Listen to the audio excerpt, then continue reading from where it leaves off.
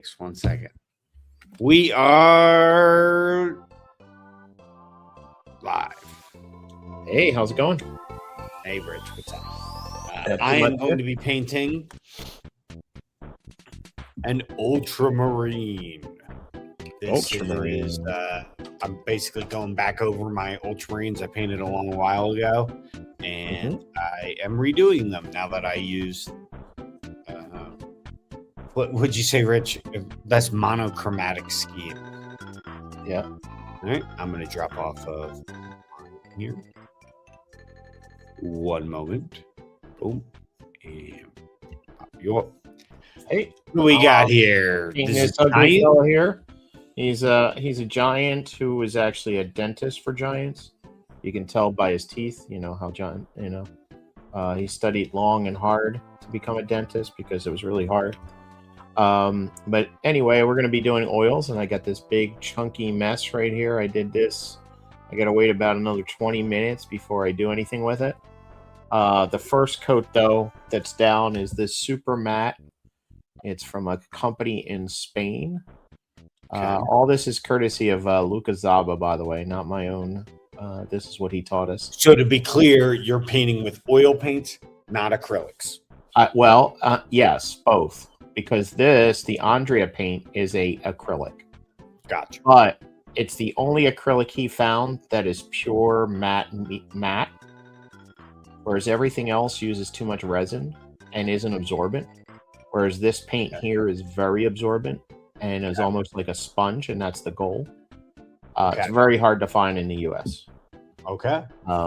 So I'm going to do his leg here to kind of show you the process.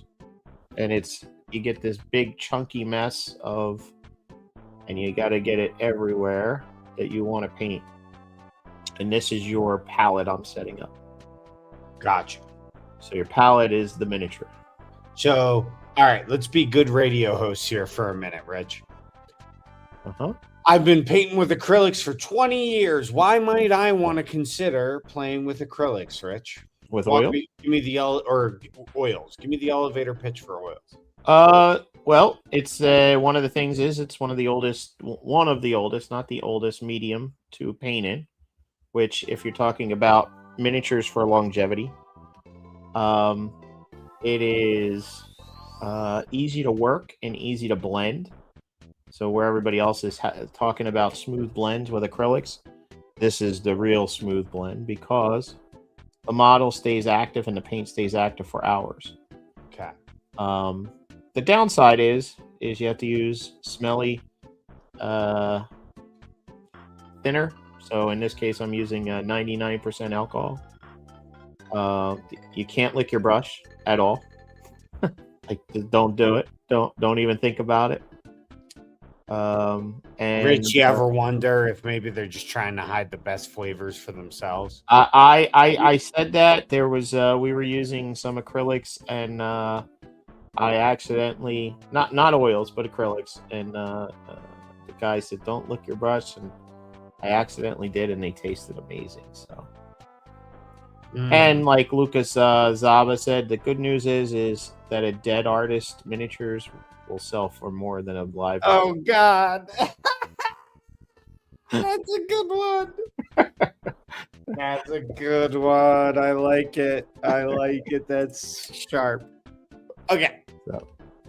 So anyway, I'm putting this big chunky mess on here. I already did this on the back for a while. You got to let it go for about 20 minutes. For thinning, like I said, I'm using a 99% alcohol here. The reason you use that over mineral spirits is because it evaporates very quickly. And the key is once you start painting, you want your brushes to be dry. Okay. And if you use mineral spirits, they're not going to be dry. There's going to be solvent on your brush, and you're going to damage the miniature or damage the paint. So. Okay. Interesting. In acrylics, you often want the brush to be moist somewhat. Yeah, no. In this case, you need the brush. It's okay to have paint on it, but the key is that if it has any solvent, you're going to undo the process. So the process now is waiting for it to dry enough and soak in to this very matte paint, and that sets up your palette, and then you start blending. Gotcha. Okay. Alrighty. You're going to work with 2 brushes. So you said last week you're gonna have 2 brushes, one that works the paint and one that's just clean. well, one puts the paint on, the other one moves the paint around. Very cool. Very cool. So, and I raided my old brush stash. So I go back to you while the paint dries. Well, I'll tell you this. I'm gonna switch it back to me, right? And I'm gonna say this. I have switched to the now heavy body acrylics. I have 1, 2, 3, 4, 5, 6, 7, 8, 9, 10, 11 paints. And according to a guide Rich had, those apparently are the only paints I need. And painting with them has been awesome. It's been great. I have a lot of fun doing it. And it's much easier to paint like with thin paint too, I notice. And it's much easier to just like put a coat down and then walk away, because something that's been kind of like ringing like a bell in my head is talking about how if you touch paint a little bit too late into the process upon which you put it on the model, you're not blending the paint anymore. You're tearing it. Yep. Yeah. Yep. And so I've been trying to be very cognizant of that. So anyway, I'm going to be painting these guys blue, but rather than having black undercoat, I went with magenta, because if I look at my handy dandy color wheel, if I want to get to blue, and so I want to do a fun blend where I can go through a bunch of colors and demonstrate the ability to go through the colors, I want to start at magenta, go to violet, then to purple, then to blue, and then end at teal. So that takes me through like a fun little rotation of the color wheel for my primary color. And I think it's going to make it a lot richer than if I just primed it black and started with a black undercoat, you know. Yeah, I'm pretty excited to start my giants. I actually raided the British Museum, which is different than what the British Museum has done in the past. And I took their artifacts. Gotcha. Because I want to do Celtic giants. Okay. And I used that handy dandy program I was using to make 3-dimensional objects. Okay. And I cast up little torques, helmets, and shields, all based on the artifacts for the Celts that are in the that program. Tripo. TRIPO. Tripo. Okay. Yep. And Rich, do you have anything to show off from that you printed, like those helmets? Yep. Hey, Zebra. What up? What up? Ooh, we got a new button here. Widgets, gang. Here's a new widget, new poll. So this is, I have to do some cleaning, but this is the Battersea Shield, which is a classic shield from the Celts. You got the design in there. There is another classic torque, which is what they would wear around their necks. There is a card in Slay the Spire that is that, and it's called Torque Toughness. I now know why it's called that. Helmet. Look at this helmet. So I saw this meme on Tumblr, Rich, and I thought of you. It was Vikings didn't invent the Viking horn helmet. No. But you got to admit, if Vikings saw someone wearing a helmet like that, they would definitely start copying them and say, that's a cool ass helmet. We're stealing that idea. The problem is the Vikings would have never saw somebody wearing that helmet. No, never. But it's about 1,000 years between the two. The poster's just pointing out that if Vikings had seen someone wearing a helmet like that, they'd be like, all right, that's a cool helmet. Yeah, I think the Vikings were smarter than that. So for your like, guy up front who like carries the parade thing, you can put him in a horned helmet. Horns in the helmet defeat the purpose of the helmet, which is to deflect the blow, not aim the blow into your skull. And also, if you're riding on a horse, you get to kill yourself with like low-hanging trees because your fucking Mhm. stag helmet. Yeah, yeah. And people I could haven't finished grab a one. horn and twist Don't your head spoil and break your neck. What's that? And people could grab the horns and twist your neck and break your neck. It's such Or a like, great what if idea. they just like, I don't know, like got their like spear wrangled up in it and then Yeah. just knocked you off your horse or something? You know what I mean? Yeah, no. Or literally, there's so many disadvantages.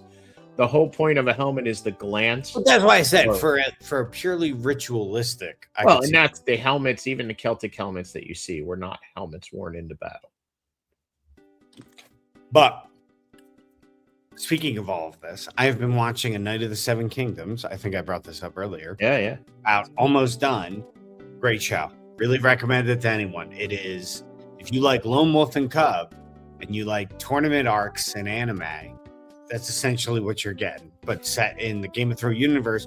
But I'll say a much more interesting Game of Thrones universe than the one we're used to. Yeah, it's the one that should be the Game of Thrones universe. Yeah, like the Game of Thrones world feels like edgy and grimdark for no reason, whereas Night of the Seven Kingdoms feels realistically dark.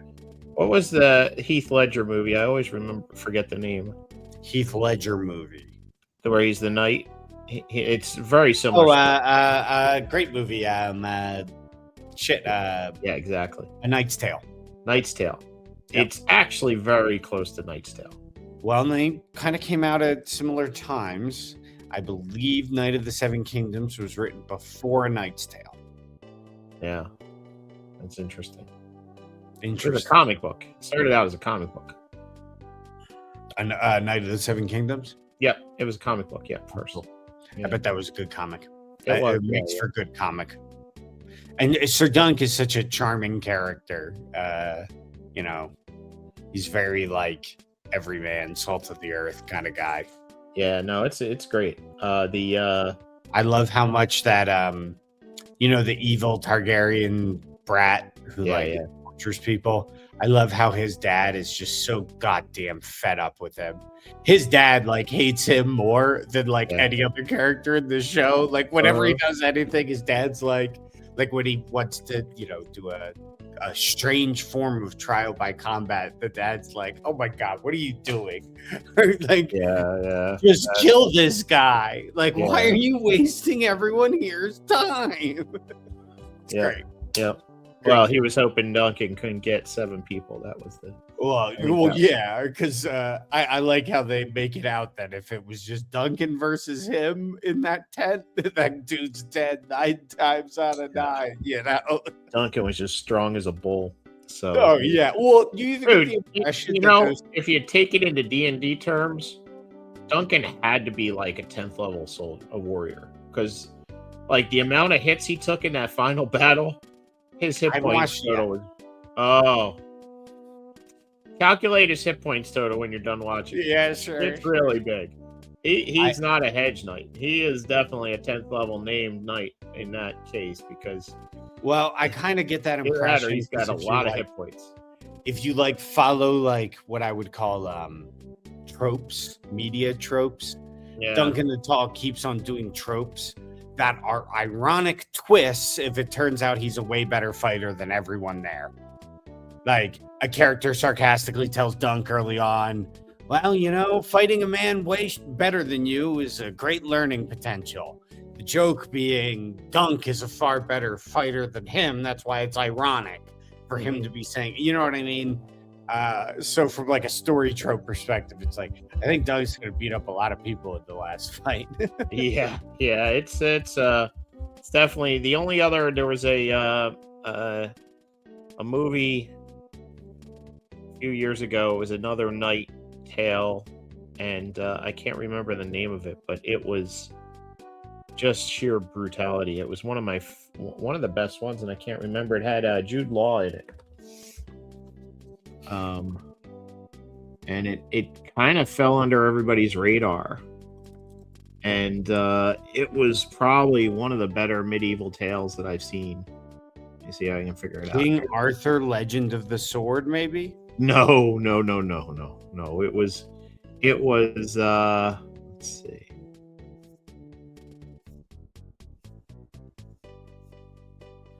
Let me see if I can go back. It wasn't too far back. Maybe I really liked A24 did a movie called The Green Knight. I really like that movie. Green Knight was very good. Yeah, Green Knight. There was a different style. A lot of people tell me that The Green Knight is like, you know, impenetrable or it doesn't make sense. I'm like, it's like a fairy tale, guys. He has to learn to face the world without you know, gimmicks. Mm-hmm. That's it. That's the whole story. Don't worry. It's like, I don't know. People tell me they're very confused by it. I'm like, I don't know. Maybe I was wrong. Maybe it wasn't Jude Law. Is it Borman's Excalibur? No. It was a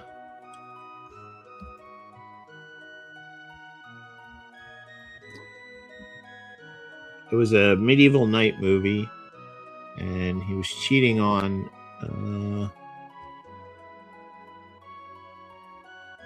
Reverse Zebra says King Arthur, Legend of the Sword is a terrible movie. That's genuine. The Last Duel. It was Matt Damon.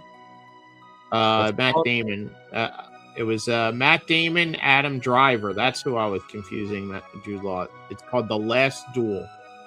Very. Oh, I heard that was very great. good. Very good. Incredible. It's and I really. Heard it's incredibly realistic. Yeah. Oh no. It's like. It's the closest thing I've seen on screen to a medieval, like. Yeah, I heard it's done incredibly well. I am going to start the process. So now, yeah, Rich, see it. This is what everyone's here to see. The next step is to not focusing on where your brush is. What's that? Not focusing on where your brush is. Yeah, I know. I'm using my phone, and it keeps following following the giant, and not the. It's running away from the brush. It doesn't like my brush. But anyway, what I'm doing is taking all the paint off. Okay. So that it's nice, smooth. All that gunk is all gone now. I like how your camera explicitly is like running away from your paintbrush. As soon as I put the brush out there, it's like, yeah. It's like, get away! Leave the paintbrush. We don't want to see a paintbrush. We want to see this sexy giant dentist. He said he's a dentist. Explain the joke. See, he uses the hammer to knock their teeth out. See, the problem is giants, he noticed when he was younger that nobody wanted to help giants with their teeth. Because, if you watch the chart, 1 out of 6 times, they're going to eat you. Or stuff you in the bag. So it's, yeah. So it's precarious. Yes. And since he's so big and manly, he doesn't have to worry about them stuffing him in his bag. So he can actually treat them. So now all that gunk is going to be gone by the time I'm done here. Gotcha. And again, I've only done this with stone and metal, so we'll see. I've never done skin before. Okay. So this will be me learning on the job. That's the only way I like to learn, Rich.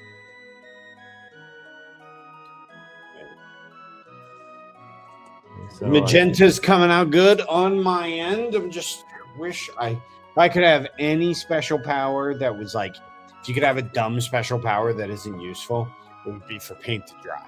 That would be my dumb power. We have tools for that, Robbie. I know, but yeah, but don't you ever feel like it makes the paint more like brittle? Or No. If you're doing it, you're doing it wrong. If that's the case, you just need cool air. You need a cool hair dryer. So what I need to get is a completely silent one. Yeah, well, that's also no. Mine's so Dyson. I'm sure Dyson makes a hair dryer that's completely silent because it uses like magnetics or nuclear fusion or something. It only costs you, $800,000. All right, I'm gonna start. What would you say? Nice, smooth. What's that? See this nice smooth. Now this is the This is where the painting actually starts. Now my palette is set up. Cool. Look how much I've taken Nice off. and smooth. Taken off a lot of paint. God, I love how the camera is always constantly running from the thing it should be focusing on. Yeah, right. There we go. We got it now. I'm like following the camera around the table.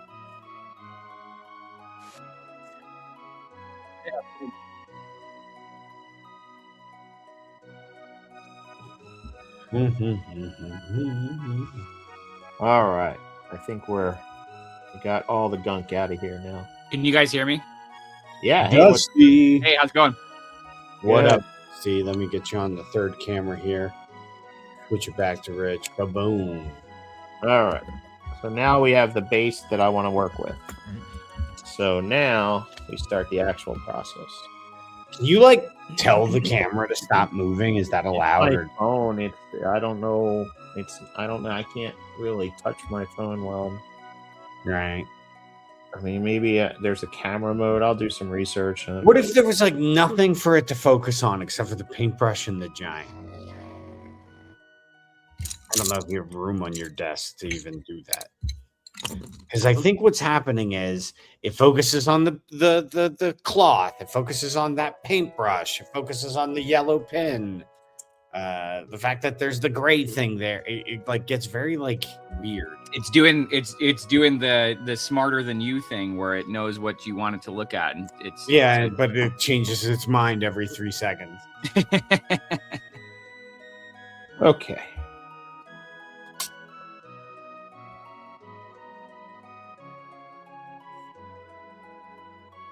Very cool. So, Rich, you're kind of like dabbing the paint in. I'm putting the color that I want in the shadows. What is that, like a burn umber? Burn umber, yep. You got Cool. it. So you're just going to where the muscles are, and you're popping just literally little blobs of burn umber oil paint. Yep. Cool. And I'm assuming then you'll take a brush with like the thing on it, that solvent. I always love the giant barrels of presumably ale on his Well, waist. first, a giant. You have to get your customers a little inebriated before you start knocking their teeth out. You missed it. Just so you know, Dusty, this guy here is a dentist. I can see that. He's Yeah. got the tools of the trade.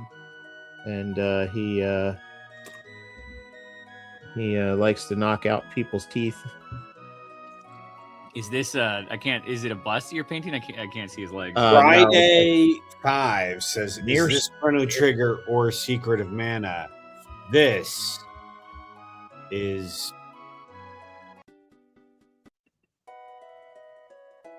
Secret of Mana. Chrono Secret. No, this is Chrono Trigger. This is Chrono Trigger. It's Chrono Trigger. False Secret of alarm, Triggers. everybody. This is Chrono Trigger. Fine, everyone. Only created by the greatest video game music artist who ever lived, and then the art was done by the greatest video game artist who ever lived, and then the gameplay was done by. They were the real traveling Woolberries of video games. Also, kudos to Friday 5 for even name dropping both of those as possible options. Yeah. Someone of culture as well. Welcome. You are clearly one of us. Ooh, now you're putting what is that? Yellow lemon yellow? Skin tone. Skin tone. Sunny Okay. skin tone. Sunny skin tone. From Okay. Putting at the tall points. Yep. Ooh. and See again, if you it's this all one. an experiment. All an experiment here. So Yeah, I agree with that, Friday. 100%. One of the top 3 games of all time. Yes. Agreed. And if you want it to be Secret of Mana or Chrono Trigger, that'd be fine by me. For me, it's Chrono Trigger. I actually have a crocheted frog. He's got the sword and everything, the massive one. Okay, pretty cool, Rich. All right. So you're like blending it on it. That's the palette. that's the palette. That's the palette. Because the paint stays hydrated for so long. Mm-hmm. About So you 24 hours. So you can just take your time. Gets a little too desaturated. Add some saturation. Gets too blah blah blah.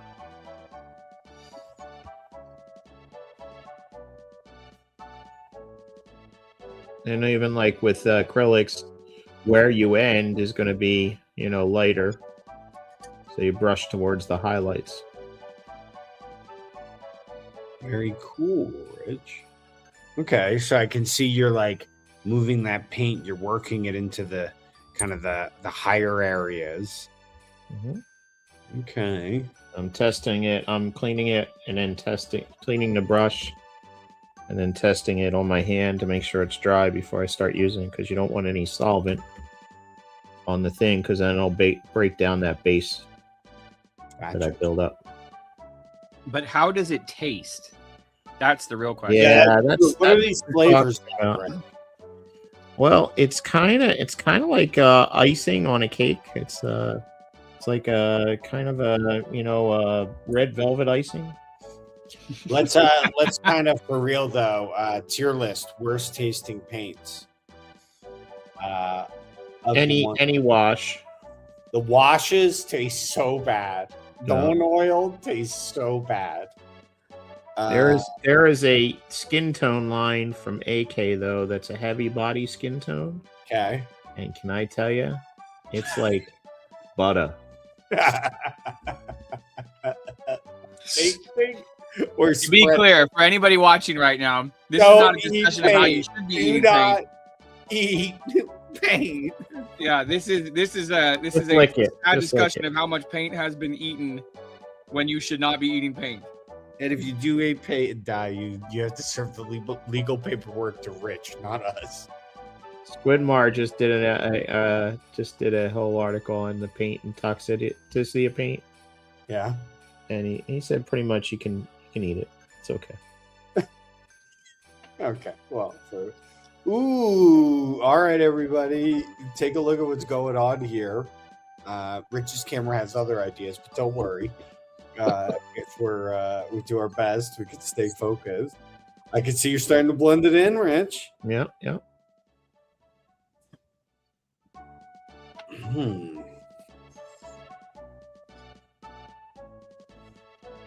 It's very cool.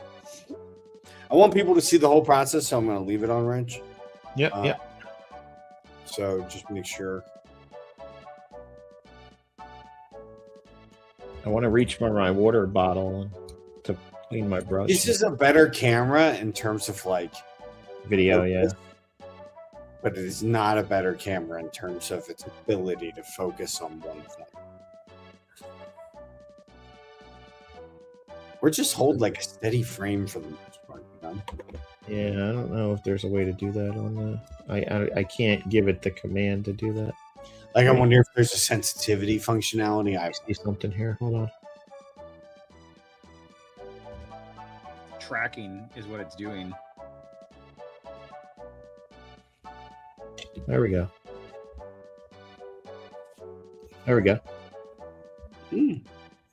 I changed it to a portrait setting in Chrome. Was it on before? It was just on. I didn't set anything. What do you got here? What is this? Sunny skin tone. Sunny skin tone. Okay. Yeah, I mean that's what ultimately the skin's gonna go up to. Oh, there it goes again. Yeah, now it's out of focus, so I feel like the previous. So let's say it's focused on his knuckle is the thing. Oh, gotcha. I think it's not tracking, at least. Oh no, now it's tracking. Oh god. Oh, we're good. If it can stay like this, it's beautiful. Keep my knuckles out of frame. That's the trick, huh? Yeah. Well, it knows what the money shot is. The knuckles, the hands of a artisan. Artisan. Yes. It knows where the glory is. We were talking about eating paint and stuff, Dusty, and the conclusion that Lucas Zaba, who's the one who taught me this, said that a dead artist work is worth a lot more, so it's okay to eat your paint. But who's getting paid? It doesn't matter. What else for that matters? Very cool. It's an interesting process, Rich, and something to do while I wait for this third. It's very relaxing. Oh, I bet, because you're just kind of pushing paint around, literally. You're moving butter around. This is literally butter. Butter on warm toast. You ever seen the movie Pineapple Express? Mm-hmm. Bill Hader's cameo in the beginning, where he takes the military grade weed, and they're like, "How do you feel, soldier?" He's like, "I feel like just a stick of melted butter on a big old flapjack." You guys watch The Boys? No. Last episode was pretty great. Yeah, Had Seth Rogen in it. Is it done, or is that just the end of the season? It's not done yet. No, it's got that's episode 5. I think it's going to have 8, and then it's done. Oh, so the latest episode. Okay. So this is the end of the show. Yep. Is it the comic book ending? Because that's a terrible ending. I don't remember the comic book ending. But they climb the Eiffel Tower and use a device to turn everybody into Homelander. Oh no, I don't think that's where this is going. I hope not. It's really Does the comic book have a virus in it? Yep. Yeah.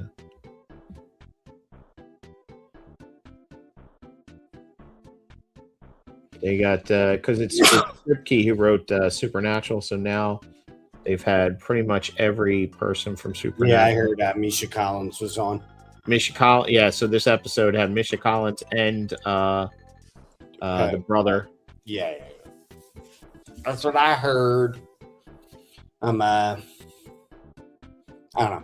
There's like 12 great episodes of Supernatural, and that's all I've seen of the show. Because basically my brother watched the rest of it, so I don't have to. We should do like they did with Dragon Ball Z for Supernatural. Dragon Ball Z Kai. Yeah. In the series. So for people who don't know, Rich is referencing Dragon Ball Z Kai. Dragon Ball Z Kai is a version of Dragon Ball Z that wasn't just a pared down version of it. It was often reanimated in places and often completely redubbed. And it's great. I hope they do it with One Piece someday. They are. I mean, they're making the One Piece remake, right? Or well, it's not really a remake, but it's another make. I hope it's good. Because it's actually a pretty brisk story if you don't have any filler. That's kind of like why I like the Netflix one. It's yeah, a lot of people are telling me they just prefer the Netflix one, and I hear the Netflix one's great. I don't think I prefer the Netflix one, but I do think the Netflix one is very faithfully and well made. People always talk about like intention. Oh, they were so good intentioned. Like this feels like it was actually made by people who love One Piece and not people who came in with an agenda to change One Piece into whatever they wanted it to be. No, it's been really good, and it's a good way to get people into One Piece if they've ever been into it. Also, the casting is phenomenal.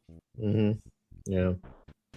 Like even the people that they cast that don't necessarily like aren't like one for one like the actor, they still somehow got somebody that like, or one for one the character for they still got somebody that feels like the character and plays the part. And when they first announced it and they were doing all the side by sides, everybody's like, I don't know that. You notice how that stopped once the show started because everybody's like, wow, these people are all super good.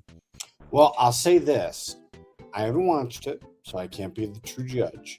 But it sounds like to me, from people whose opinion I trust, that they've managed to nail something the anime still hasn't nailed, in that Usopp is likable. Yeah. Because Usopp Rich in the anime, I don't know. I know. I've watched the anime. Yeah, I watched up to episode 300. So. Oh, so you're just getting started. He's a prologuer. Yeah, but Usopp never gets likable, Rich. I can report from the current episodes. Yeah, I never understood why he was a part of the team. Because he is a stereotype in Japanese, like pantomime stories. He's like a stock dramatic character. Yeah, the cowardly friend. Minded him. It's kind of like Japanese have a stock archetype of the tall, skinny guy who's smart and the dumb, short, fat guy who's dumb. And the skinny guy bonks him on the head. It's called Boku and Skomi. It's it's a stock character. It's like how in Italian stories, there will be the Child, which is like the roguish foreigner from another land who's mysterious and dangerous. Or like the Byronic hero. These are stock archetypes. And Usopp is apparently an archetype, but I find him to be a very annoying archetype. He never ever stops being cowardly, and it's not charming. It's not cute. No, in this TV show, he's a little bit. In the Netflix, he's a little bit better than that. That's what I hear. Everyone tells me that Usopp is likable, and I'm like, well, thank God. It's also the actor, I think, that pulls it off well. And he doesn't have the stupid nose. So he's not as cartoonish, I think, is the other thing. Sure, he's more of a person. Yeah. Makes sense. They had Peg Bundy in the last season.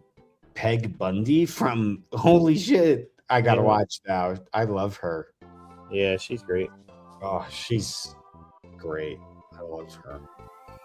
That's the only thing. Married with Children, I never got Married with Children. I don't get it. When I watch it, I'm like, I don't understand. Why did he not want to have sex with her? Yeah, I don't understand what the joke of the show is. What, that his wife is like gorgeous? Is that the joke? Is that what's funny? No, that he doesn't see his wife being gorgeous. It's crazy. That's the joke. I don't get it. That's like it. Actually, I think they were going after a thing that's very common is that men don't see what's right at home. Okay, Rich. Let me see. Interesting. They're looking for something and it's right in their house. What's that song where they say the Desperado? Why don't you? The Queen.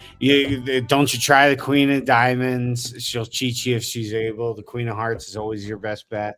It's in that. I see some fine things have been laid upon your table, but you always want the ones you can't get. Yeah, it's a cowboy song. Are you trying to do the Eagles song? Is that what's happening right now? Okay. That's it. I didn't know it was the Eagles. Whenever I think of the Eagles, I think it's a little different. It's spoken word versus the actual song. Yeah. Well, I only know a ska cover version of it. Not surprising to Rich. Rich is unsurprised. This is entirely. Rich doesn't even have a facial expression to the idea. You could close your eyes and walk into Jesters and tell who's working behind the counter by listening to the music. Robbie listens to the same like 5 songs. This is similar to how I only am familiar with George Michael's Faith through the Limp Bizkit version. Which, by the way, is one of the greatest covers of all time. What's that? Faith. George Michael's Faith by Limp Bizkit. I've never heard that. Oh my God. We're talking like covers. I think Johnny Cash does a really good cover of Hurt. That's very famous. 9 Inch Nails, yeah. And he died like right after that too. That music video was depressing. Oh yeah. Died like 8 minutes later too.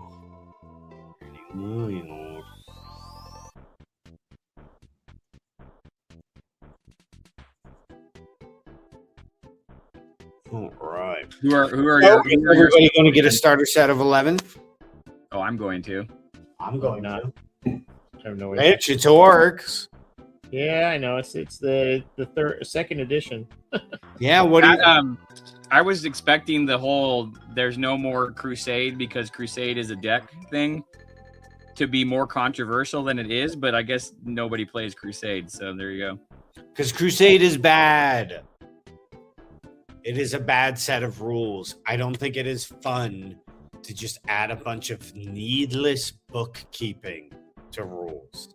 It's crazy. Well, they have something in it, right? That's like Crusade, isn't it?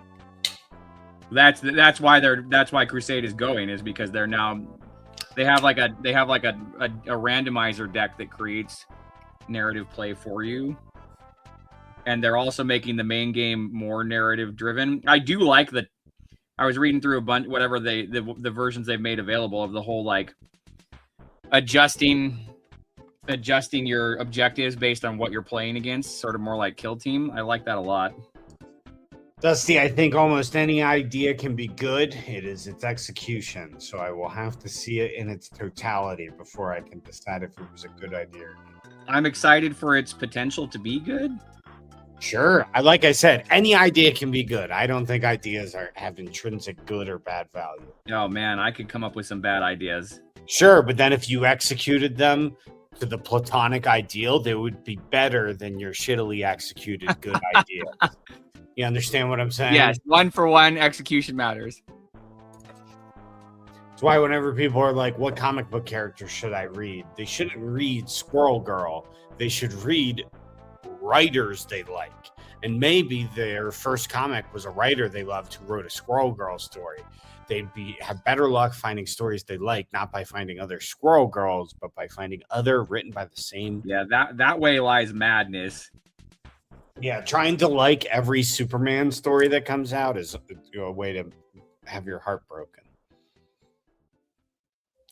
Rich, so what are we doing here? We're just constantly adding more and more and more of the warm flesh. Yep. Going towards the highlights. And look at that. Look at that. Wow. Really leaving it in the center there, creating that shading. Everybody watching, you owe Rich $80 for the painting. $80. My class was like $400. Well, I'm assuming that some money back. Couponing. And so, like, if we get 5 people, because they're getting only minutes of the class at a time. We signed up for LVO's 24 hours of oil painting. Oh wow! Is that like how long? 24 unbroken hours.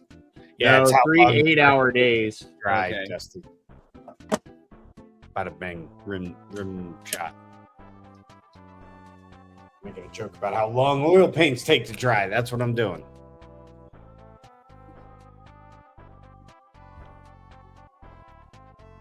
Yeah, the big problem is flying. The big problem is flying to LVO.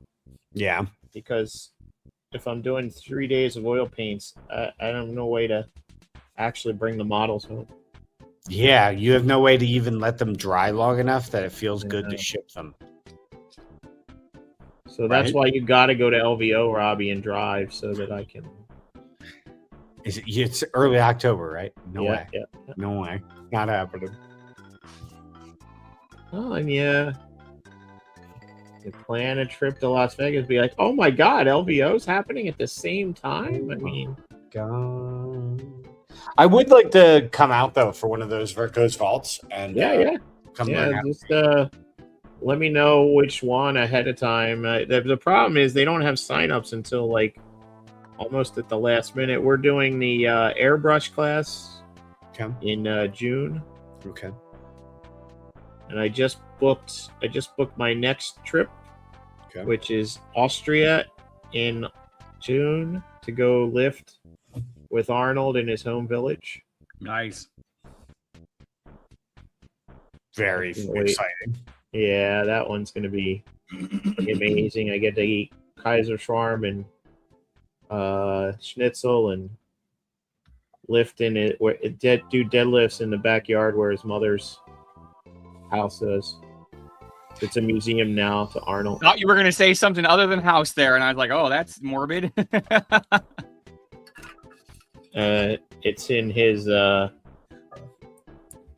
mother's house is a museum in Graz. Arnold's mother can't surely still be alive. She's not. No, she actually. The reason he's still alive is because of his mother. Because his mother died of a congenital heart issue. And that he was made aware of and got the surgery to do it.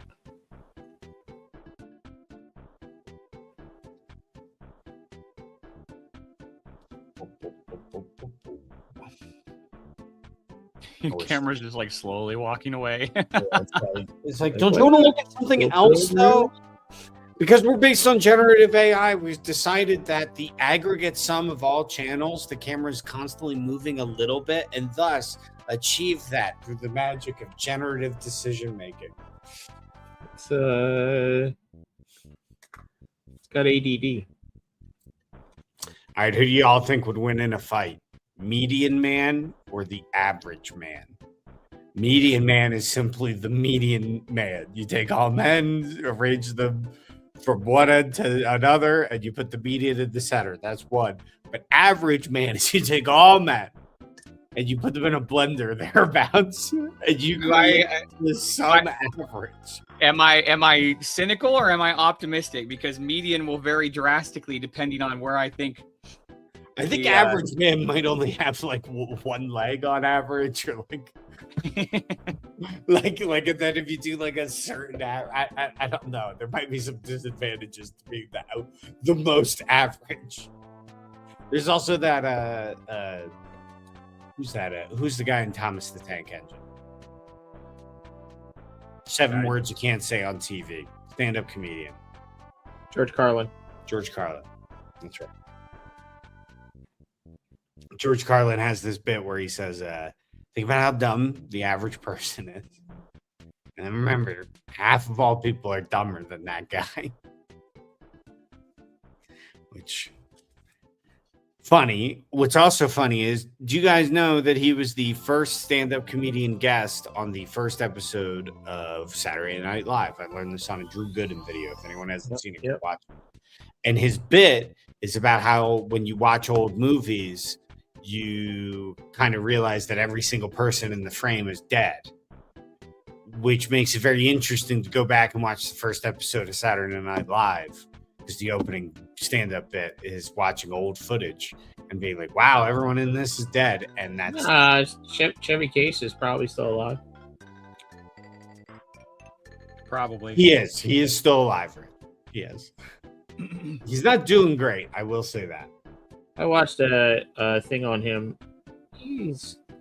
At least the documentary did a good job of making him not to be such a dick. But I know enough from watching stuff from Community that he was.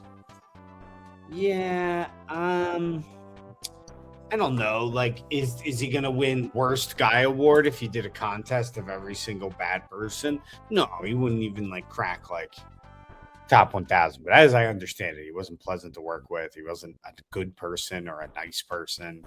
Yeah. Well, he probably doesn't do drugs anymore, so that makes him probably not a great person.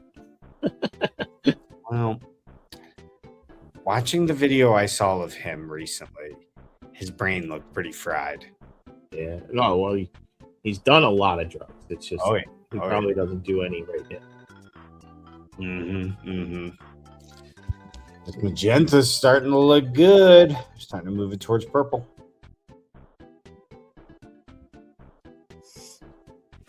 Yeah, the new intercessors, I suppose we can talk about that a little bit. So if you guys haven't seen, the 11th edition box set is going to be Orcs versus Space Marines. Y'all notice that they are subtly removing any Primaris-oriented terminology from the game. And have y'all noticed that the Mark 10 Space Marines have also Mark 6, Mark 7, Mark 8, and Mark 9 pieces scattered about? So now it just appears 5 guys with bolters is just 5 guys with bolters. They're not really Primaris anymore. I bet you that means we don't even have the Rhino in the new Space Marine datasheet pool of any kind. No rhinos whatsoever. Any Rhino chassis. Interesting. When Space Marines get a new book, I think they'll port over with the ability to take a Predator. But I think that's going away. I think Chaos Space Marines will be the faction with the box things, and Space Marines all have floaty tanks. They did put a floaty tank in the box. They put a floaty tank in the box. Search your heart, you know it to be true, Dusty. I'm searching. Are you still painting a Ravener? Is it a day that ends in Y? Because the stream title is Stupid Turtle Painters, Ultramarines, Giant, and probably a Ravener. last so last week I painted, then I put the miniature down and I worked 90 hours. Let's see it real quick. We're gonna take a break. We're gonna take a break from the roller coaster ride that is Rich's camera's decision making process. And Dusty, where's your camera? Where is it? Oh, I don't have it plugged in. Hang on. Oh my God! Here's where I'm at real quick while we wait for Dusty. I am waiting for magenta paint to slowly dry. Here you go. Plug it in yet, Dusty? It's going. All right. Well, here's my guy. Just waiting for it to dry, and then I'm gonna do the blue, and then I'm gonna do teal, and then I'm gonna do the bolters red, the shoulder pad trim. I'm gonna do yellow, and the chest eagle I'm gonna do yellow, and then the helmet I'm gonna do red. It'll be like classic ultramarine vibes. All right, Dusty, you plug it in yet? Not yet. All right, I'm switching back to Rich, and there's nothing you can do to stop it. It's looking good, Rich. You can start to see what's happening. You know what I mean? Mhm. The camera will. God, you know. Have you ever seen that meme where they talk about like the guy that invented the USB when he dies? They're gonna go to lower his coffin in, and it's not gonna fit, so they're gonna have to pull his coffin out, turn it around, and then put it back in. Drop it back down. Do y'all remember the comic strip series Far Side? Mhm. Yes. Gary Far Larson. Side, great comic strip series. I just saw it. I didn't watch the video, but I saw a YouTube that was like, "What happened to Gary Larson?" I heard he just retired. Oh yeah. Yeah. Been watching the Frazetta Girls on YouTube. Have you watched that? Don't know that. It's Frazetta's like granddaughters talking about Frazetta and like his life and all the different things he did. And you know, comic book artists didn't get to keep their art for the longest time. They had to give their art in, and then they had no rights to it. Bullshit. Yeah, because it wasn't art as far as the companies were concerned. So why would they need it?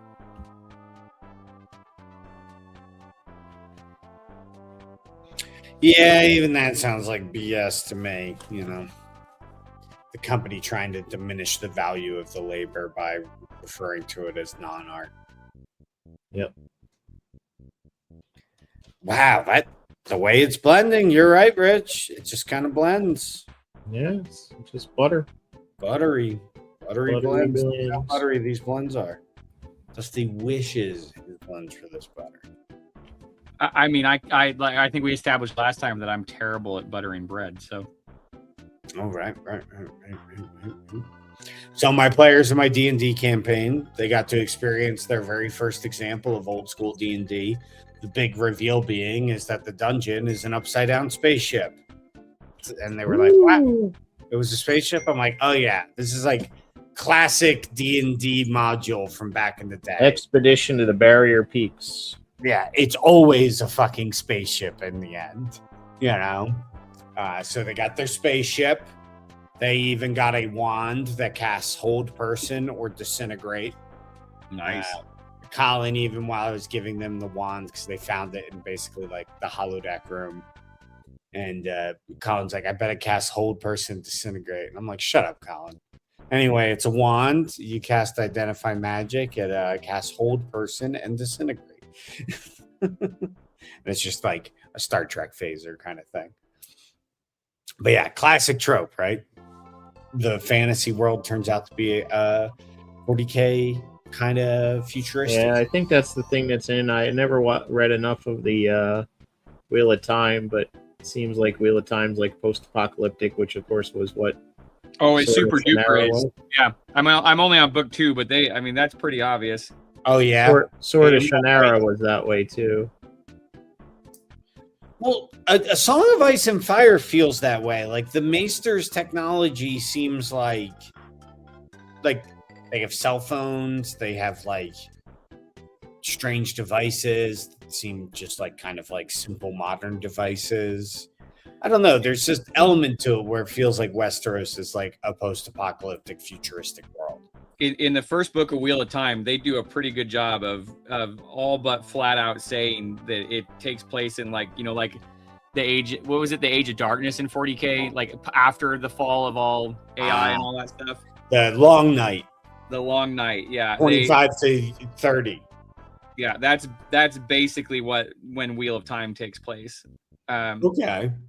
In the show, they go that was the one thing I actually liked about the show. I thought the casting was pretty good, but the one thing I really liked about the show is they flat out show a scene where it's just a bunch of like Horizon Zero Dawn it's style modern like, buildings, high rises. Buildings, yeah. So I don't know anything about Wheel of Time. I Basically it gets super science fiction and everyone has magic, and then one guy gets magic and goes nuts and he breaks the whole world, and then it all starts over. Okay. I had to tell you, by the way, I'm playing 5th edition right now, and we're explicitly playing a high-level campaign. We're currently level 10, and our goal is to have a campaign play to level 20. Mm-hmm.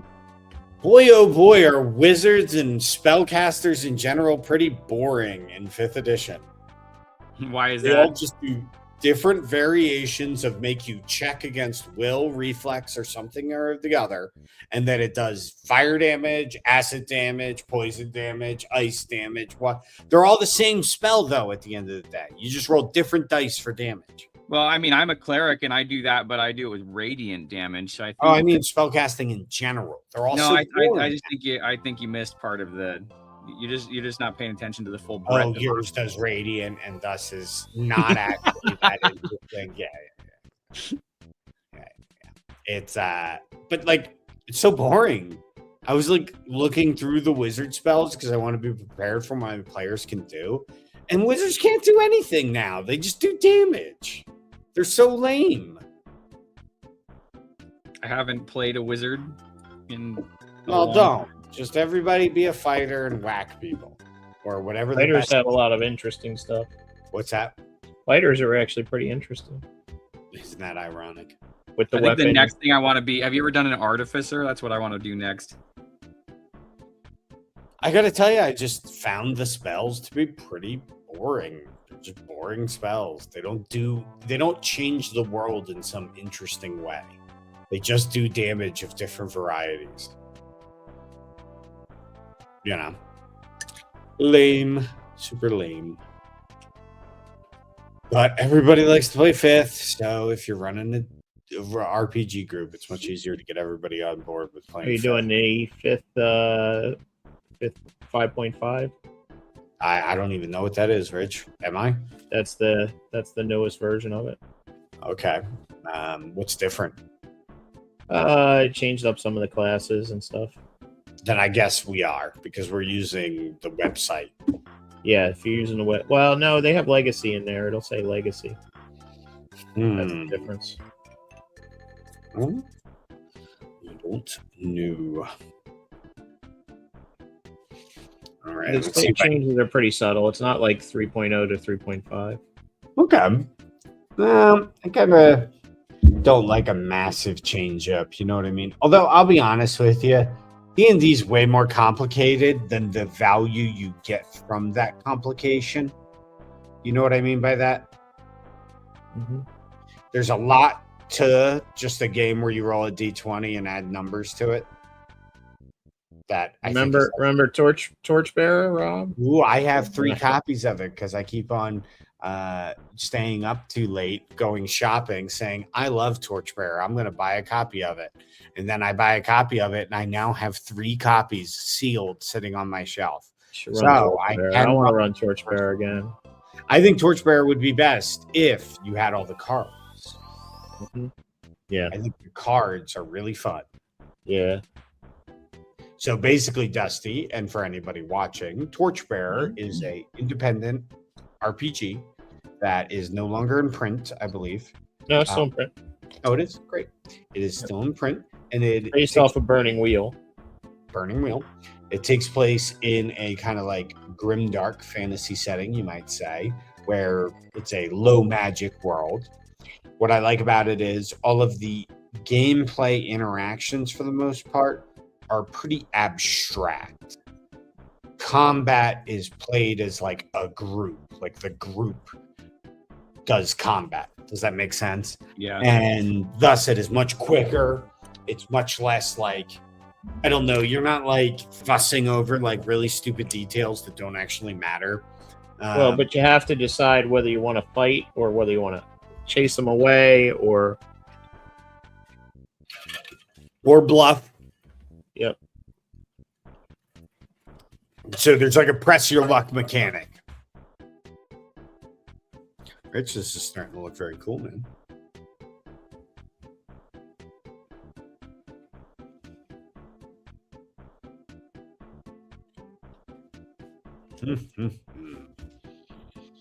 I wonder if I'm going to actually use any ultramarine blue. Paint my ultramarines. It's not actually their color, but their color is actually kind of like a sky blue, I would say, maybe. Yeah, ultramarine isn't actually ultramarine, but Yeah. This is looking cool, Rich. It's looking very cool. yeah, I'll admit. I can keep doing this for hours and hours and hours until I get it the way I want it. I bet that's what people do, right? Yeah.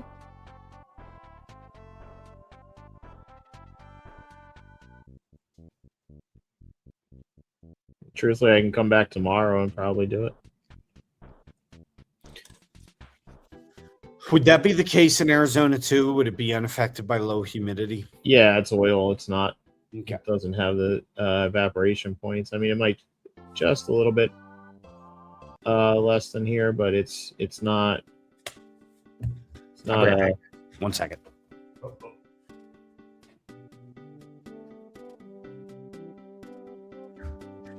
So anyway, Torchbearer is great because if you've ever played what is it called? Dark. It's a Steam game, Darkest Dungeon. I haven't. Darkest Dungeon used Torchbearer's mechanics in it. That's pretty cool. Because what happens is it's very good at dungeon delving, in that it keeps track of time differently, but torches and stuff going out and is actually something you have to worry about. Because time doesn't move very fast unless you start doing stuff. So if you start doing a lot of search checks and things like that, then time will end up going faster. And a torch only lasts 3 time intervals. But you only have so much space in your backpack, so it doesn't go by weight or anything. You only have like 9 spaces. And so if you have torches enough to get through the dungeon, there's going to be a point where you have to decide whether you want to keep the torches, the food, or throw the treasure away. Because you only have so much space, and you can't Obviously keep the treasure. Well, of course. And then you die from starvation later. One of the mechanics I like about it is you set up like your base camp when you go into a dungeon area, and you can like modify your base camp as the story progresses. So your base camp can become like, like have a alchemist area and a place to grow some herbs maybe. And you go back to your base camp in between adventures. Or in between sets forays into the dungeon. It feels a lot closer to what like an expedition to a dungeon would feel like. And combat, if you decide to go for combat to kill the enemy, it's one of the few ways that you can actually die in the game. So if you decide to drive them off, it's very hard to die in that scenario. But if you decide to actually kill the enemy, then they can kill you too. And probably somebody will die. So what happens is the players think less about being murder hobos and more about being like, and then for the GM, it gives you a characters that like can come back and without some contrived, like doing everything you can to keep them alive, because the players just want to drive them off most of the time.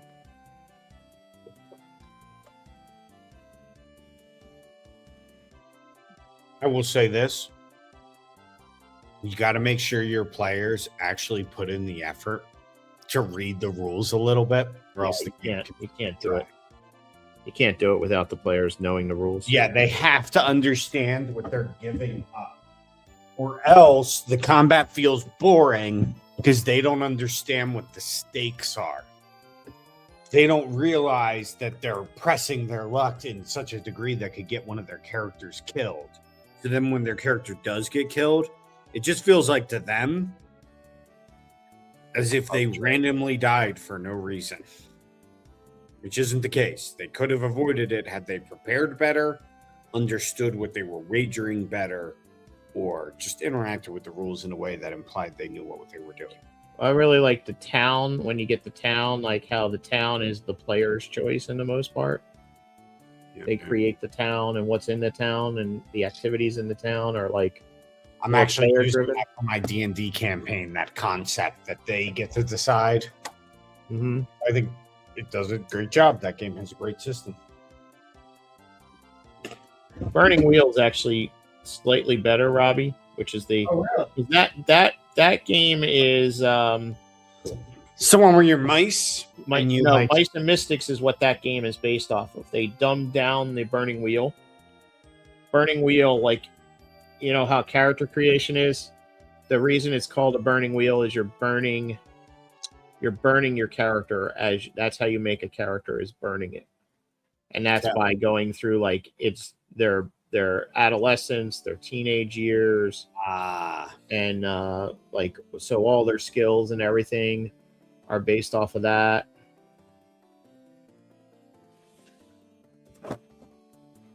It's very cool. I played it with Peter Atkinson, actually, who's the guy who runs Gen Con, used to run Wizards of the Coast.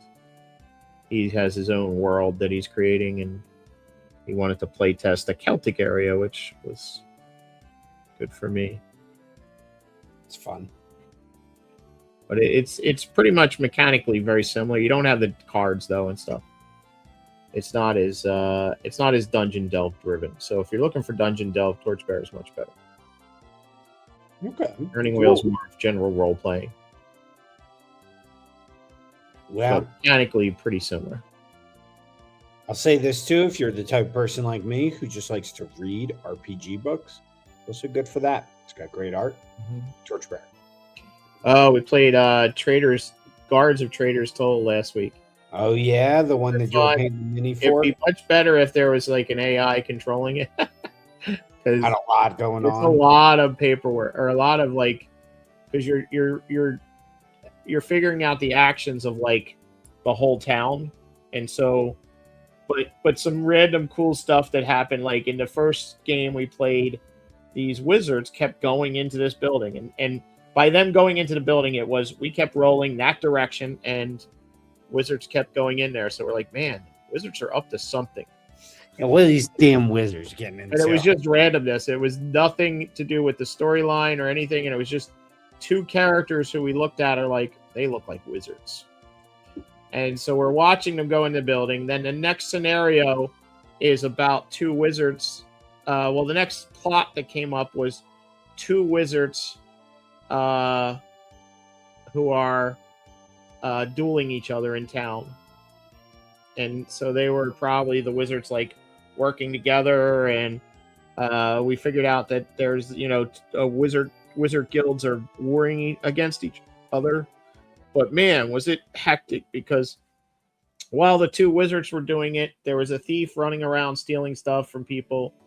There was another one of the town peasants, I just didn't like guards or something, and just started attacking us. And like you get penalties if you kill them. I mean, how unrealistic is that? Like, how unrealistic? If the cops can't kill somebody, I mean, what's it's definitely a fantasy world. It's definitely very science fiction. And in the meantime, the wizards are like throwing fireballs, and like citizens are getting killed, which then creates what's called discontent, which then causes you to get less money at the end, which is a problem. I mean, I want to make the most money, so why would I do it? It's very fun. It's very fun. We had a good time with it. Is it kind of like Mordheim? It's like Mordheim. Your characters, you have your own team of guards, so each person's playing their own team of guards.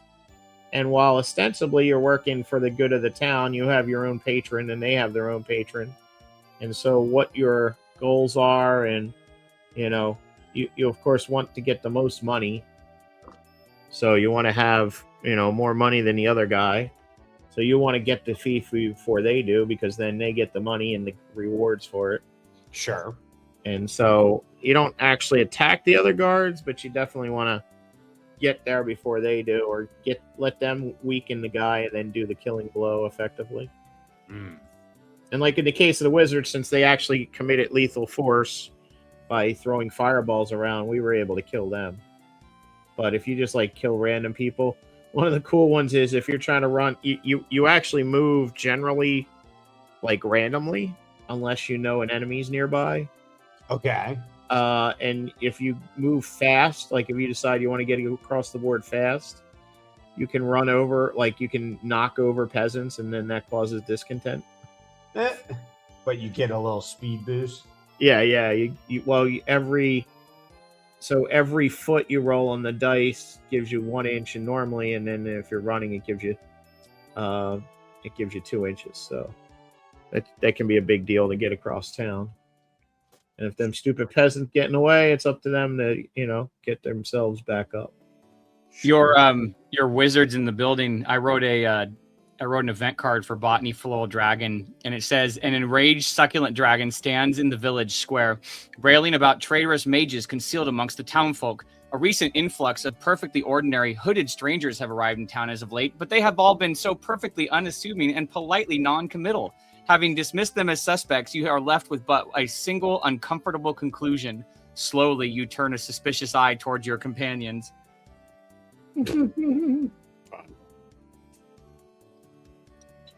Yeah, it's fun. The random events, you have random plots. And what happens is there's no bad guys on the table when you start. So anybody in town could be a suspect. And then you roll, and there's a chart that's like, person that's carrying consumables. So the person with bread, and that's how you choose characters, and so suspect is hatless. I repeat, hatless. We have an evil baker. They have no shoes on. They have no shoes. That's one of the ones. But what's funny is how the regular peasants behave is, if one peasant moves, the next peasant closest to them moves. But if they have consumables, the peasant moves towards them. If they have like a weapon, the peasant moves away from them. And then certain ones, the peasant will move the same direction they're moving. Okay. But if you got the girl with the beer, carrying the beer around, all the peasants move towards the girl with the beer.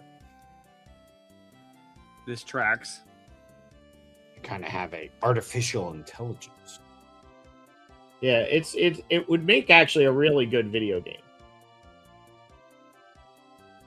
Because you could program the AI into the townsfolk, and it would actually be a lot of fun.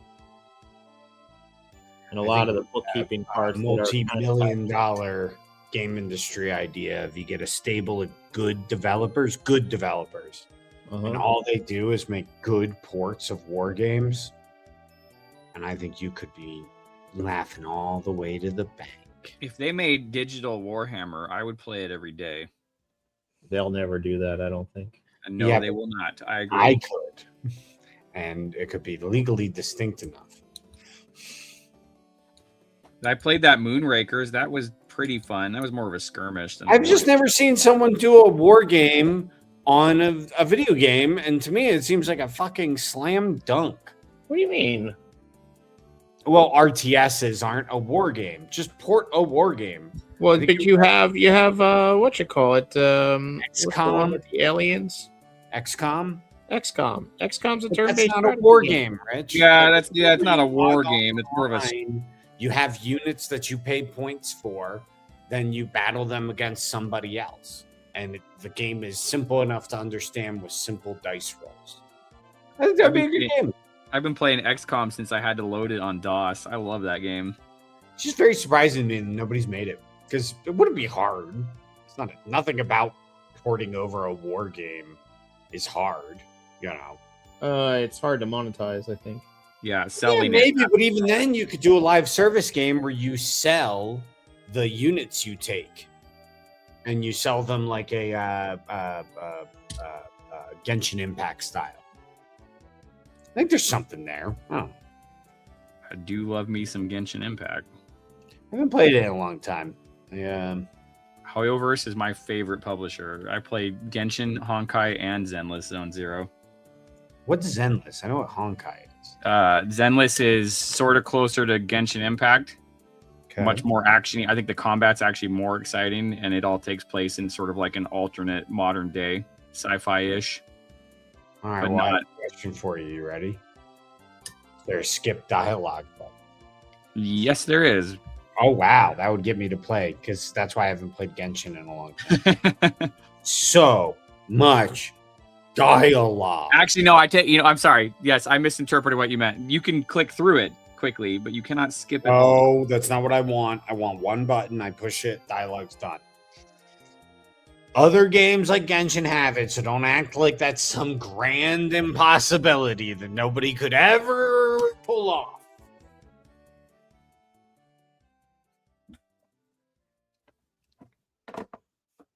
Painting this Ultramarines interesting.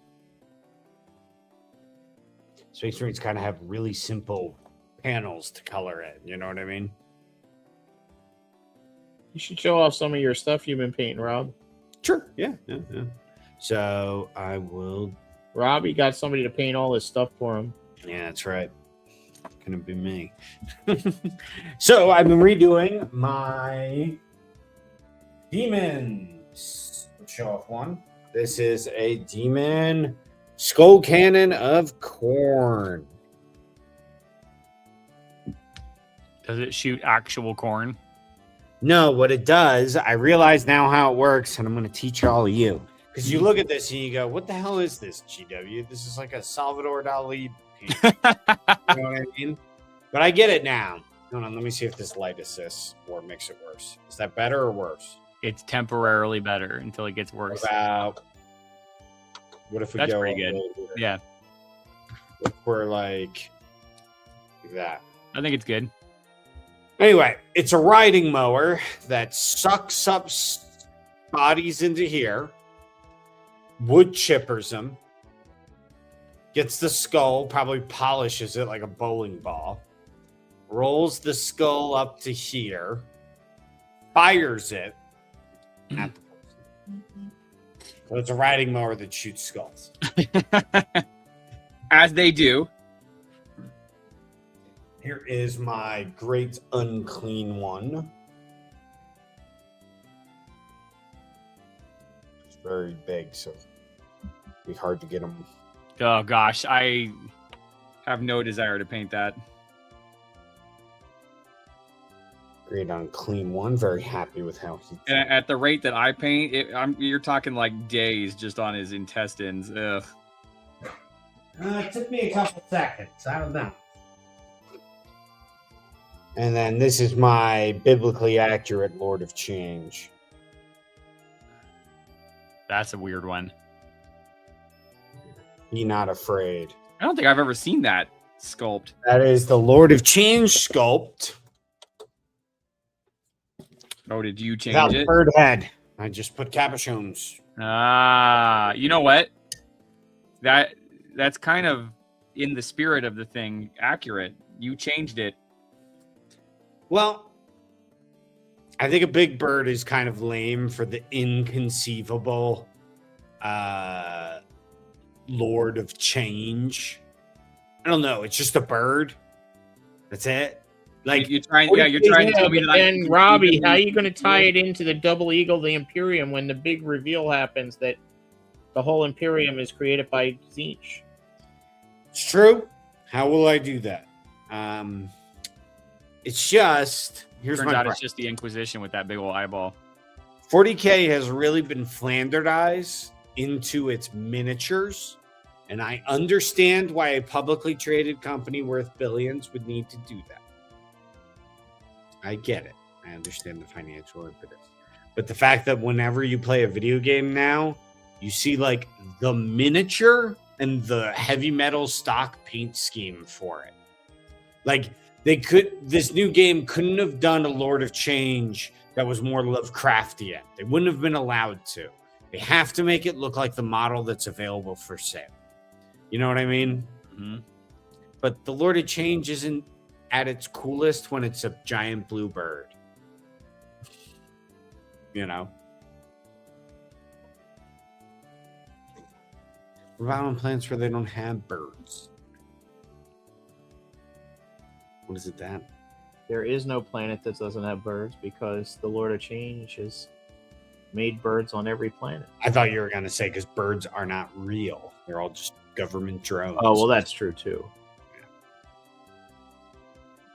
That's what I thought you were. But in the fantasy world, they are. Oh, right. In the fantasy world of the Warhammer. Yes. In the real world, they're not real. Don't be absurd, Rich. How could they fly on an Earth that's flat? They couldn't, frankly, and I'm sick of us hiding it from her. Speaking of which, I was watching the DCAU, and they had an episode where they went to the Hollow Earth. Mm-hmm. And I always love those episodes and shows. I love Hollow Earth TV show stuff. It's so quaint. And there was this TV show I used to watch as a kid about this family who was like bayouing or like whitewater rafting for some reason. Land of the Lost? Yeah, Land of the Lost. Yeah, and they meet this Amazon woman who became like the template for all women in the world. You know the older son in that in Land of the Lost? Yeah. Is Ross's producer for his ghost show that's on oh, cool. I still have my Land of the Lost action figures. Do they ever get back? No, right? Like the show never ended, right? No, it got canceled. Well, they did go back as part of the plot, but it wasn't the whole back. I'm saying this. Have you watched the Will Ferrell movie, Robbie? No, I don't really like Will Ferrell that much. There's a Will Ferrell Land of the Lost movie. I always get the impression Will Ferrell thinks he's funny. So when I watch his movies, I can't get over the fact that he really thinks what he's doing is very funny. And I know Amy all got her hair done comedians for our wedding. She was sitting next to Molly Shannon at the salon in Napa. And Molly was going to meet up with Will to go to some other wedding that day. And we were like, you can come to ours if you want. She didn't. Spoiler alert.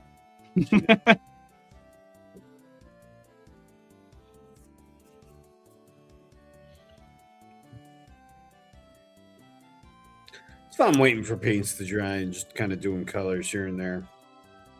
Historians really lend themselves to kind of just riffing a little bit, I feel like. The problem, you know what? The problem with the painting the Ravener the way I'm painting it is that he's just a giant spaghetti mess. And I've like finally had to give up even trying to be clean, and I'm just going for desperation base coating, and then I'm gonna have to go back and clean up. You should use a larger paintbrush, Dusty. I'm using the biggest sable brush I got. What size is it? It is a 1.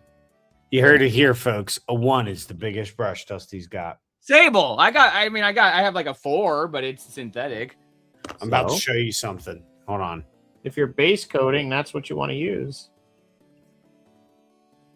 But how do I I use for almost my everything I do? Hold on.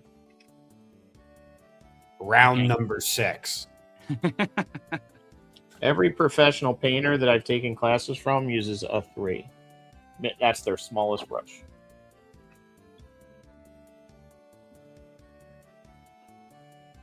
Yeah, Dusty. I don't have that level of brush control. Well, then you're going to go to prison. Sorry. I'm working my way up. Rules. And this is what I prioritized, and it's personal. Sorry, pal. So I was doing a rewatch of the Jack Reacher show. Yeah. And fun show. I got to say, still fun. It's great. Still worth watching.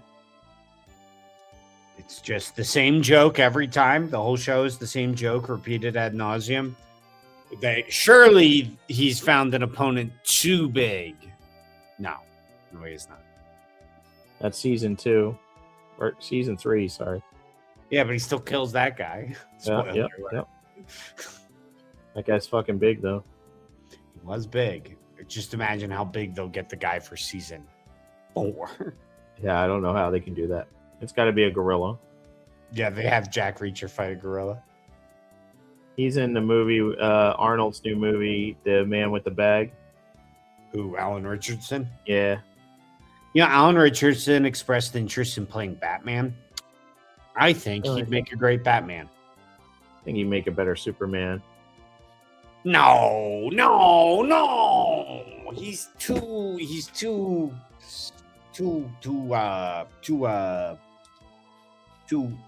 mean. You know? I'd like to see him do Captain America. He'd be a good Captain America. I'd like him as Captain America. He'd be great. He'd be a great Captain America. He's pretty much Reacher. Yeah, you pretty much just play Captain America as Reacher, essentially. Following on what I said last week about Captain America, I would take that because it's like Iron Man. I don't know.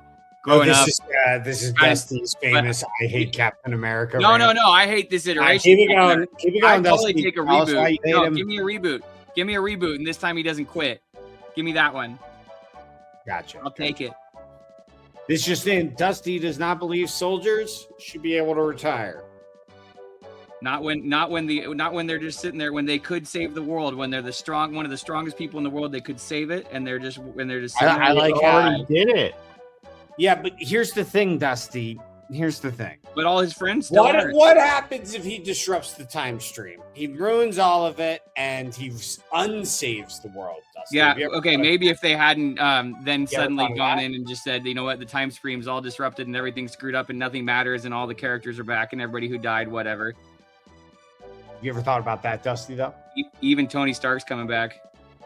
No. Yeah. It's not Tony Stark. It's Doctor Doom. Yeah, uh-huh. And Captain America's coming back. So It's super different. Yep, it's definitely not him. Wow. I think they are circling the drain of the IP, as it were. Yeah, if they don't... I think the 90s taught us Marvel isn't an infinite well that can tell innovative stories that people like forever. It's it has its peaks and valleys. I have seen estimates for the reboot or whatever, the new one. It's 2 movies, right? That they're doing. Anything about this? I have seen estimates that they're upwards of they have to break $2 billion on the 2 movies to even break even. Robert Downey Jr. is getting paid like $100 million by himself, and then they did that thing with all the chairs. Like, look at all the chairs of people we have, and it was like everybody. With chair, I don't know any. You'll have So to the reveal for this new Avengers was just them going down the shoot like the set chairs. God, Everybody's that's gotta name be on the the- most hollow and soulless Hollywood thing ever. Where you're like, look at how many stars are in. Oh my God, you should go watch it, Robbie. It's like a minute long, and they're not going slow. It's like at a clip, just like it's like 40 people, and they hadn't even confirmed everybody at that point. I think Hollywood, for obvious reasons, likes to overestimate audiences' interest in specific actors. It's not like it used to be, that's for sure. Well, I just mean to say, many of my favorite movies, I have no idea who the heck's in it. You know what I mean? Like they're like nobodies. And yes, sometimes there will be an actor, and I'll be like, well, I do like that actor's role. But it's normally because they're like a lesser known actor.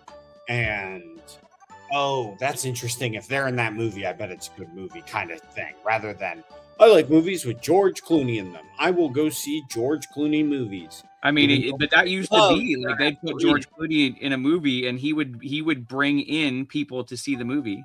Sure. But I don't really think that's the case anymore. No, I agree with you.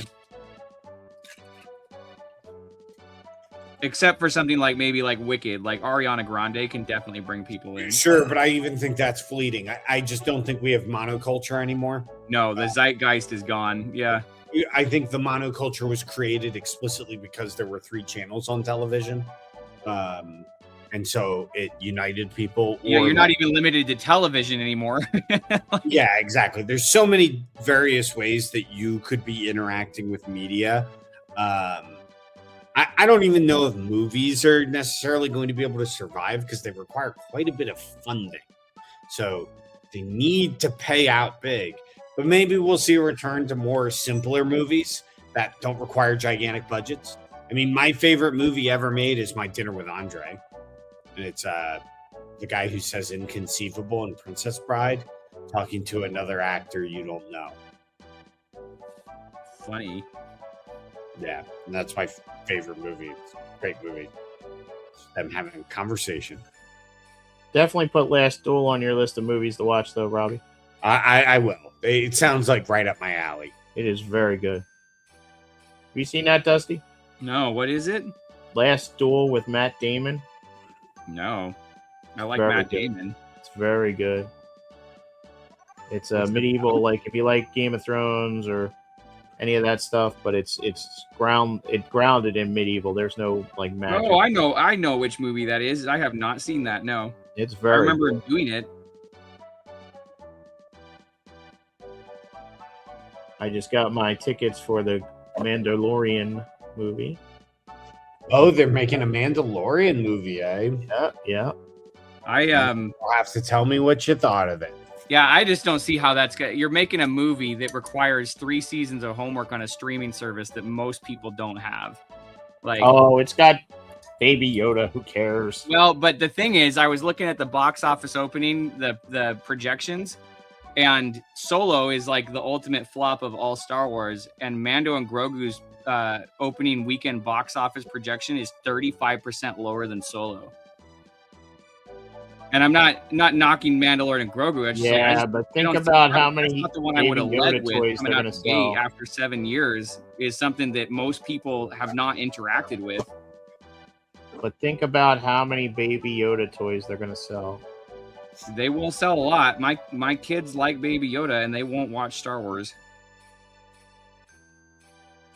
Oh boy, and we which have. is sad given the 10,000 Star Wars action figures I have.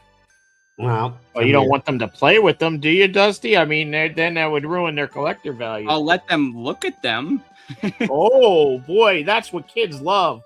Looking at toys. Yeah, don't touch. Those are daddy's toys. No, they're nobody's toys if you can't play with them.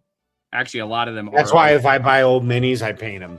I don't really care. Minis are meant to be painted, so. By the way, Amy loves antiquing, and there's Star Wars stuff galore at antique stores. I have never, not once in, I'm talking hours and hours upon hours of going to antique stores every year, have I ever seen Warhammer anything at an antique store. And I keep looking. I did it today, and it's just not there. It's a Well, unicorn. if I keep licking the paint from these oil paints, you'll see some Warhammer stuff because Yeah, we haven't gotten far enough into estate sales yet. Therein lies the issue. Yeah, just you wait, Dusty. Don't worry. Now that I'm doing oils, I'm speeding up the process. Yeah, we're just really escalating things here. I'm sucking Talking up, about maybe getting into 99%. oils to Bridget, and Bridget was like, "You cannot lick the paintbrushes if you paint in oils." I got 99% alcohol fumes here all day. I could do what we did when we did you weren't here, Dusty. When we did the classes at Depticon, we were using butane Oh my to god. clean the brushes. I could not handle that. It's crazy. You have to have something that evaporates quickly, otherwise it's you can't get the dry brush. that you need It would be to do me. the I would not work. be able to sit in that room. I would evaporate. You'd evaporate. I would just disappear.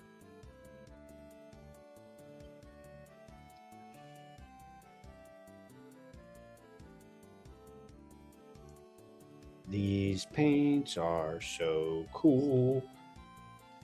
Yeah, you should try heavy bodies. Maybe you'll get the change there, Dusty, that Robbie did.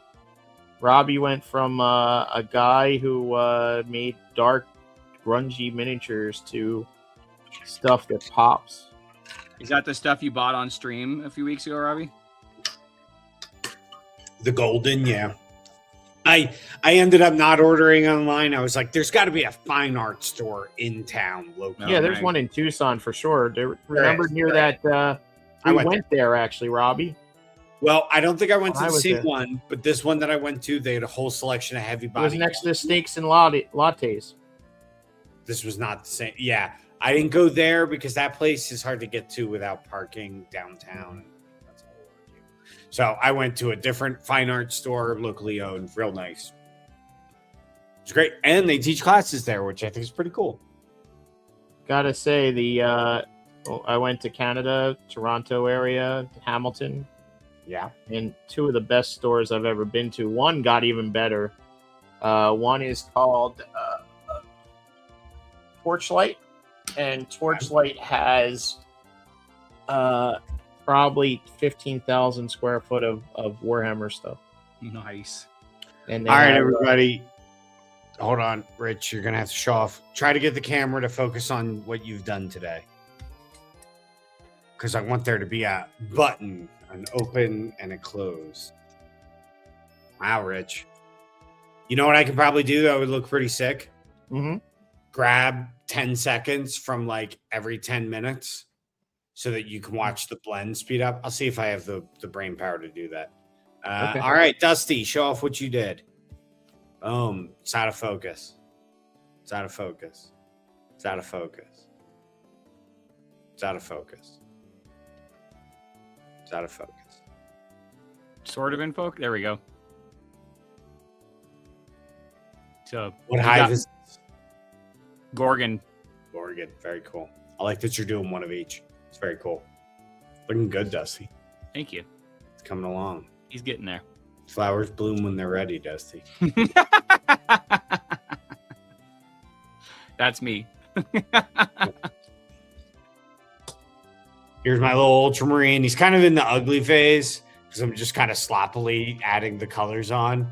But if you look, he's got like deep magentas and purples everywhere. That looks cool. That looks really cool. Yeah, it's going to be a fun way to paint a Space Marine, I think. And his gun is kind of super over the top right now, but I'm going to dial it in and make him a little bit less crazy. But yeah, that's what I've got working on. Guys, will you be here next week? Yep. Yep. Should be here. All right, cool. All right, everybody. I will see y'all next time. Sounds good. See you next week. Yep. Bye. I was trying to make it so we could see everybody's camera. No, didn't work. All right, later, guys. See ya.